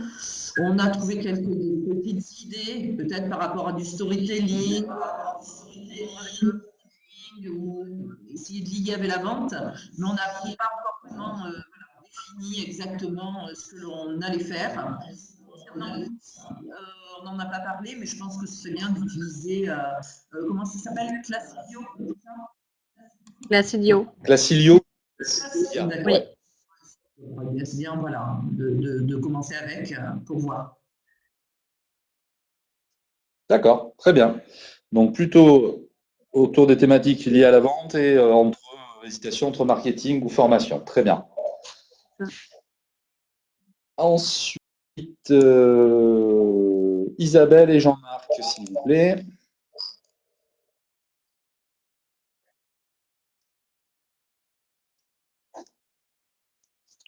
Bien, je vais laisser Isabelle présenter notre travail.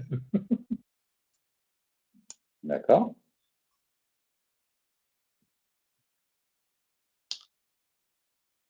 Alors, Isabelle, il faut cliquer sur l'icône du micro en haut à gauche pour l'activer. Vous m'entendez? Parfait. Pour les sujets, donc éventuellement le bilan de compétences ou peut-être le CPF également, mais à réfléchir encore.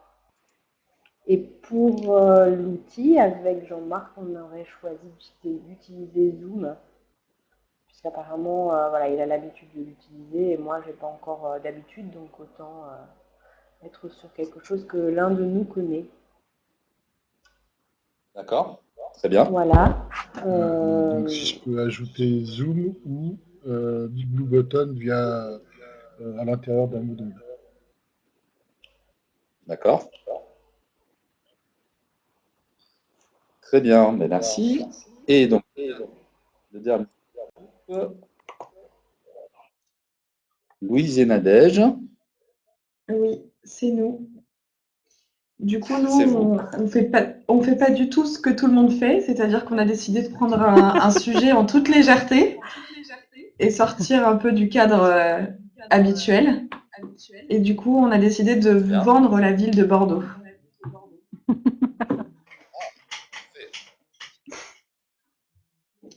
Et pour l'outil, du coup, on disait qu'on allait utiliser Classilio pour justement utiliser celui qu'on utilise aujourd'hui. Et dans le temps qui nous était imparti, ça nous paraissait plus simple. D'accord. Donc, merci beaucoup. Alors, juste pour ceux qui envisagent un choix du coup, différent de Classilio, c'est pas pour vous l'imposer, bien entendu, mais en termes de contraintes, anticiper le fait que peut-être, là, on est sur, si vous choisissez un autre outil que celui qu'on utilise actuellement, avec lequel vous êtes un peu familiarisé maintenant, il faudra peut-être prévoir des garde-fous pour que chacun puisse se connecter dans de bonnes conditions. Donc, vous savez, hein, sur moi, le petit site web que j'avais créé, il y avait un test de configuration, il y avait une petite prise en main de présentation. Donc, si vous choisissez un outil différent, pensez que là aussi, pour des participants, qui ne connaissent pas l'outil, ça peut être une contrainte supplémentaire à prendre en compte. D'accord? Alors, donc ce que je vous propose pour terminer la session, c'est de rapidement faire une petite visite justement de ce que vous ne voyez pas, c'est-à-dire la partie outils d'animation qui sont réservés aux formateurs. Donc je vais retenter le partage d'écran là aussi pour basculer sur cette interface côté animateur. Donc voilà, si vous choisissez, donc j'ai fait une petite session test d'utiliser VIA. Donc j'organiserai, j'ouvrirai des sessions, pardon, je ne suis pas sur le bon navigateur, voilà. Et je vous enverrai donc une notification par mail, comme celle que vous recevez d'ordinaire, qui, voilà, là je l'ai appelé démo interface animateur, qui vous permettra d'accéder, donc quand j'invite des personnes à participer à une session de classe virtuelle, comme c'est le cas aujourd'hui, je peux vous donner soit le statut de participant, comme vous l'êtes aujourd'hui, ou je peux vous donner un statut d'organisateur ou d'animateur. Donc, c'est ce que je ferai pour ceux qui ont choisi d'utiliser Classilio. Donc, vous accéderez de la même façon à l'interface. Donc, vous voyez à l'écran, vous vous connectez.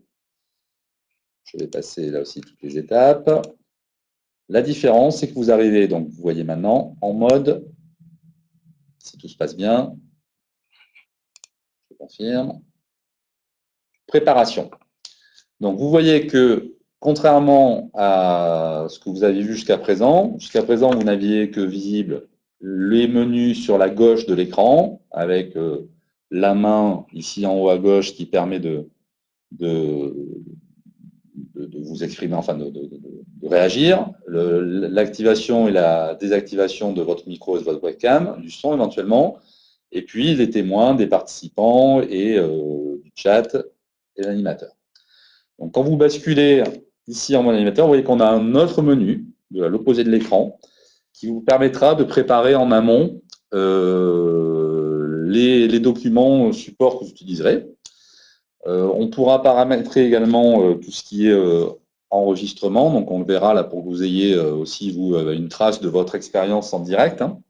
On verra ça ensemble. Hein. Donc, je vous assisterai pour tout ça et c'est dans ces moments-là qu'on préparera les outils. En termes de gestion de l'animation, donc vous verrez ici donc, dans ces menus de droite, hein, vous pourrez voir ici, le premier élément, c'est un onglet d'accueil. Donc vous voyez que c'est ce que vous avez vu jusqu'à présent. Donc on peut personnaliser un peu en ajoutant un message caractéristique. On doit pouvoir, non, je ne crois pas qu'on puisse modifier l'image de fond, je ne sais plus. Ça, c'est à explorer éventuellement si vous le souhaitez. En tout cas, on a une page sur laquelle on peut mettre un message d'accueil, puisque on peut arriver à accéder à cet espace de classe virtuelle sans que, avant que celle-ci ait commencé véritablement, on peut accéder 30 minutes avant le début d'un rendez-vous, et vous pouvez du coup être assuré que vous êtes au bon endroit parce que vous avez un message personnalisé qui vous confirme que vous êtes à l'endroit convenu. Donc ici, dans ce menu présentation, vous allez pouvoir naviguer entre les différents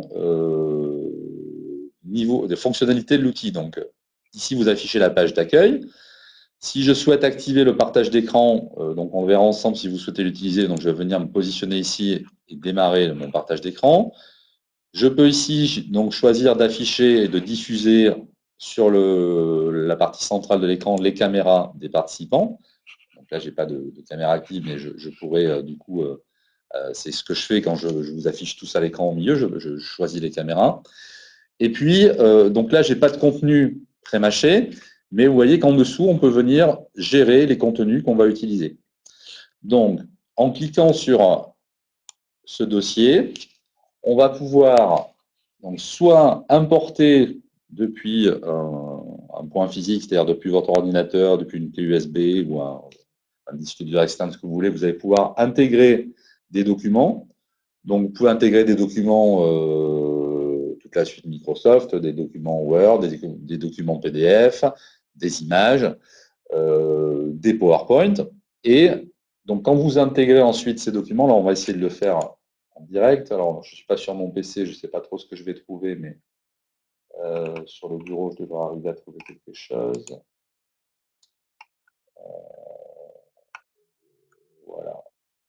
là, j'ai un document texte. Donc, vous voyez, j'ai sélectionné le document, je l'intègre. Alors, tout ça, on est sur une application en ligne. Hein. Donc, que vous le fassiez depuis n'importe quel ordinateur, quand vous reconnecterez, même si vous vous connectez depuis un PC différent, les documents que vous avez intégrés dans votre préparation de classe virtuelle seront présents. Donc, voilà. Ce document est présent. Petite astuce complémentaire. Ici, vous voyez que si j'ai la possibilité de cocher la case publique, si je coche cette case, ça donnera la possibilité aux participants de télécharger le document ressource que vous utilisez. D'accord? Ou on peut faire une répartition, là, ici, par atelier, pour donner des documents séparément ou une même trame de documents à des ateliers différents. Bon. On peut faire répéter cette opération à l'envi, intégrer plusieurs documents. On peut créer un tableau blanc. Donc, on va activer en fonction des activités qu'on propose. Donc, vous avez vu la première séquence, on avait fait une activité de dessin pour se présenter. Tout à l'heure, on a fait une activité là, de mots-clés, entre guillemets. Donc, vous pouvez créer un tableau blanc. Donc là, je vais laisser ce nom. Et il s'organise, il s'implémente dans la case de documents qu'on propose. Et on peut également créer des sondages. Donc, créer un sondage, c'est les évaluations que je vous propose à la fin de satisfaction. Donc, on a un titre. Hein. Et ensuite, on peut, derrière, ajouter une question. Donc, c'est relativement sommaire. Hein. On a comme possibilité de réponse choix multiple avec une seule réponse ou plusieurs réponses possibles. Réponse abrégée, échelle de valeur, je ne vais pas rentrer en détail. L'idée, c'est simplement de solliciter l'apprenant en termes d'interaction, voilà, en s'assurant que tout le monde suit ou tout le monde a compris. Donc, vous pouvez utiliser cet outil sondage. Je vais mettre une question pour histoire de l'enregistrer. Voilà. Et ensuite, on ajoute les réponses. On propose des différents items que l'on peut sélectionner. On peut les réorganiser ou les supprimer comme vous voulez. Une fois que vous avez terminé, vous enregistrez. Je termine. Et donc, j'ai tous ces éléments qui s'implémentent au fur et à mesure. Donc, si je m'arrête ici, donc, vous voyez maintenant que en dessous des icônes que j'avais tout à l'heure d'accueil, de partage d'écran et de caméra, j'ai ma liste de documents que j'ai préparés ou d'activités que j'ai préparées sur des supports organisés ici.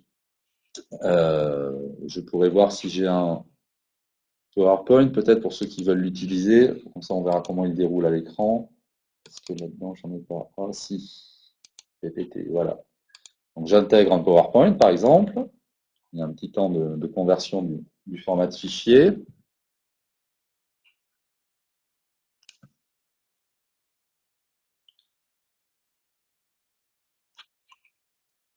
Il doit être un peu gros. Ça va arriver.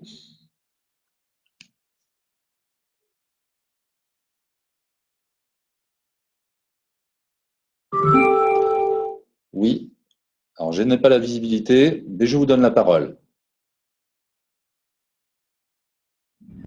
Oui, c'est Sylvie. Vous m'entendez? Oui, je n'ai pas entendu le prénom, mais on vous entend. C'est Sylvie. Sylvie, oui. C'est Sylvie. Je me demandais s'il y avait l'introduction d'un mind mapping. Est-ce que ça se fait avec ces outils-là? Alors, oui et non. Alors, l'outil ne permet pas de créer directement une carte mentale. Alors, soit vous pouvez faire ce que j'ai fait aujourd'hui ou la semaine dernière, c'est-à-dire créer une carte mentale sur un autre outil et en faire un partage d'écran.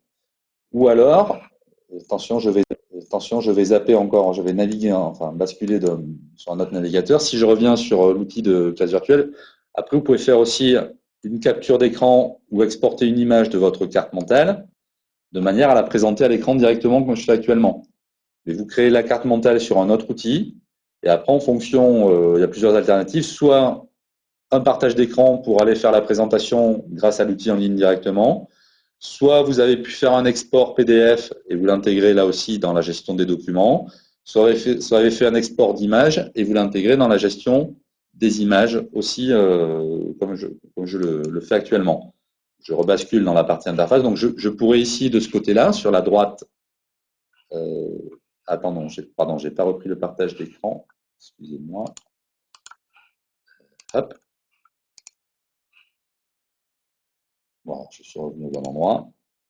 Donc, si j'avais intégré une image ou un export PDF de ma carte mentale, je peux l'intégrer ici. Alors, si je veux faire la présentation en utilisant l'affichage séquentiel des différentes ramifications et que je privilégie l'outil en ligne, donc on va utiliser le partage d'écran à ce moment-là. Je suis clair, Sylvie, ça répond à ta question?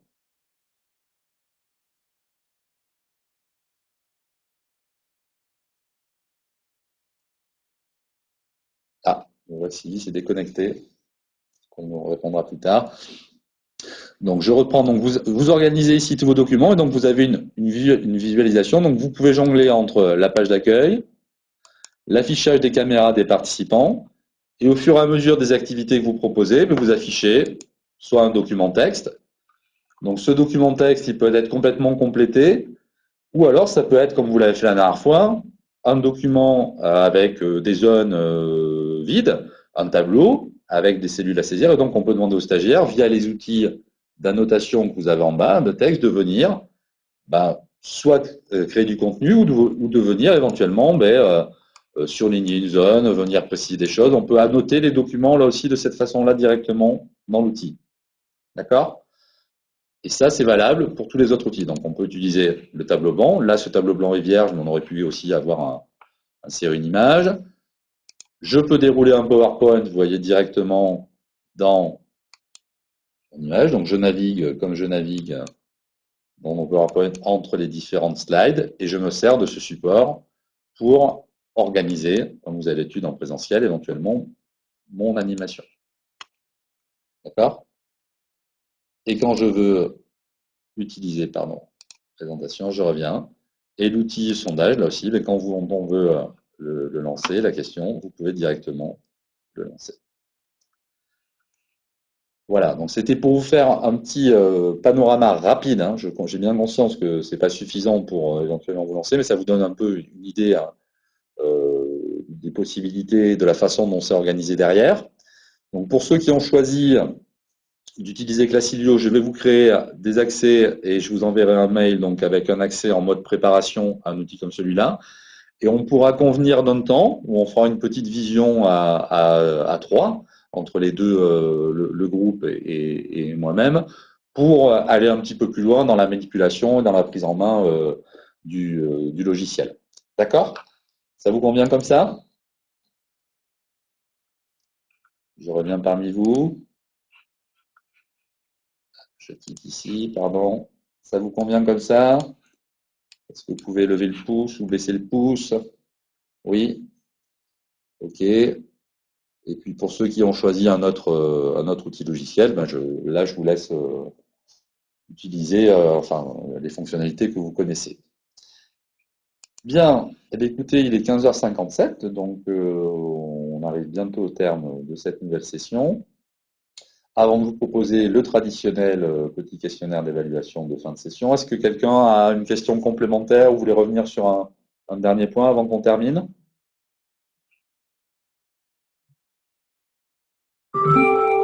Oui, Eleonore? Oui, c'est à titre personnel aussi de notre groupe. Là, moi, je n'ai jamais utilisé d'outils pour créer des webinaires. Donc, je vais m'adresser à Catherine. Moi, je ne sais pas si j'aimerais pas autant utiliser celui qu'on est en train d'utiliser actuellement. Parce que je ne connais pas du tout l'outil. Il n'y a aucun souci. C'est un outil de classe virtuelle également en CNED. Hein. C'est sur un Moodle, donc c'est une classe virtuelle. Mais il n'y a pas de souci, on prendra. Je voulais te rappeler de toute façon, je voulais expérimenter cet outil-là parce que c'est celui que je vais utiliser, mais il n'y a aucun souci. Voilà, si tu veux bien, oui. Je préférerais qu'on fasse comme ça. Ok. Ok, ouais, y a, là aussi, hein, je vous répète, et puis vous pouvez modifier vos choix si au besoin, ou si vous avez besoin, si vous vous rendez compte qu'avec les outils que vous avez pressentis, vous êtes en difficulté ou quelque chose qui fonctionne mal, n'hésitez pas, on prendra un temps pour reconfigurer les choses et revenir sur cet outil-là. Hein. Alors, on a un petit peu de temps, ça va passer vite quand même, hein, puisque les dates, si je dis pas de bêtises, je les ai sur ce document. Donc le 4 juin pour les groupes ABC et le 11 juin pour les groupes DEF. Donc moi, je suis relativement pris Non, jusqu'au milieu de la semaine prochaine. Et après, là, il se trouve que miraculeusement, j'ai un petit créneau qui est assez propice, où j'ai pas trop de contraintes sur la fin mai, début juin, pour l'instant. Donc, n'hésitez pas à me proposer en fonction de vos contraintes à vous des temps pour bloquer des dates, pour bloquer des heures où on puisse travailler en commun. Plus vite vous le ferez, plus je répondrai favorablement à cette date-là, parce que je vous dis que pour l'instant j'ai peu de contraintes, moins de contraintes que d'ordinaire, à partir de la fin mai, là, du 25 mai, quoi. Même un peu avant, 23-24 mai. Donc voilà, je publie le sondage, je vous laisse cliquer sur ces éléments, et j'en profite donc en même temps pour vous saluer. Donc n'hésitez pas à revenir vers moi, à me proposer des dates pour que je puisse vous aider à travailler sur la mise en œuvre de l'expérimentation. Et on se retrouvera donc collectivement en direct pour le 4 juin, donc avec les 3 groupes ABC qui pourront nous soumettre le résultat. Donc Sylvie et moi, Aurélie, optons pour Classilio. D'accord, je le note. Pas de souci.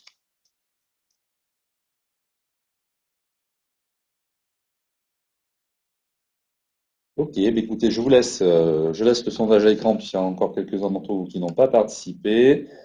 Au revoir à tous et puis bah écoutez, bonne fin de semaine et à très bientôt. Au revoir.